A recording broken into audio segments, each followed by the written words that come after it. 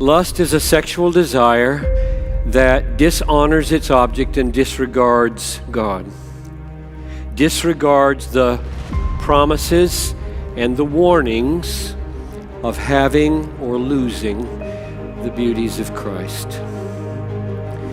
The lusted after woman or man in your head or on the screen or on the street is dishonored, not treated as a sacred, precious, eternal person in the image of God, whose eternal destiny is always paramount and whose holiness we either long for or ignore.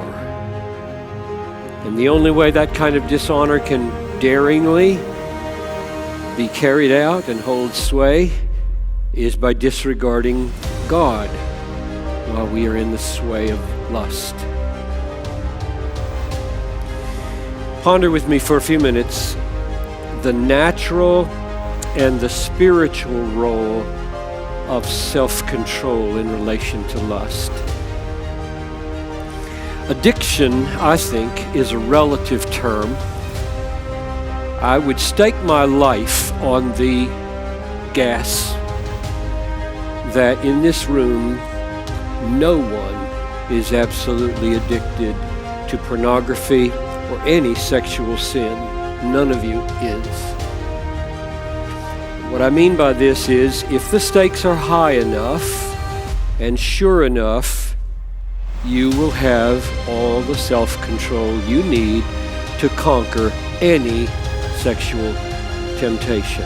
For example, tonight, if you are feeling totally in the sway of a sexual desire, more blazing, more powerful than you have ever felt it in your life, when you believe you cannot resist the temptation to look at some nudity online, and suddenly a black hooded ISIS member drags your best friend or your spouse into the room with a knife at his throat or her throat and says, if you look at that website, I will slit this throat. You will have self-control. You are not addicted. You won't click.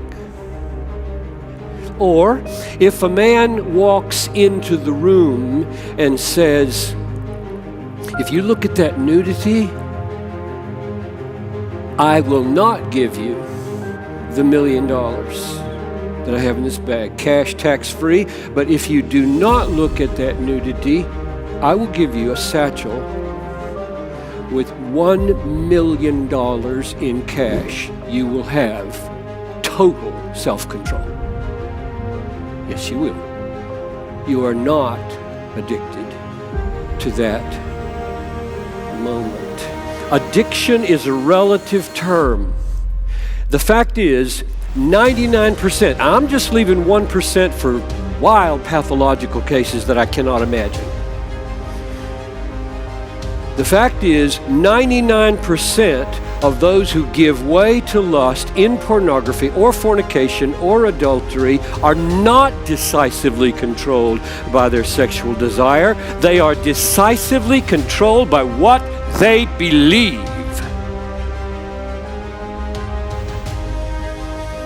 What they believe will happen if they act on the lust or don't. That's what controls them. What they believe, not the sexual desire. That's the excuse. The decisive issue is whether they believe the stakes are high enough and sure enough. If they are sure the friend will die a gruesome death, they will have self-control. If they are sure enough, and that's real money in there, and it's really tax-free, and it isn't stolen goods, they will have self-control.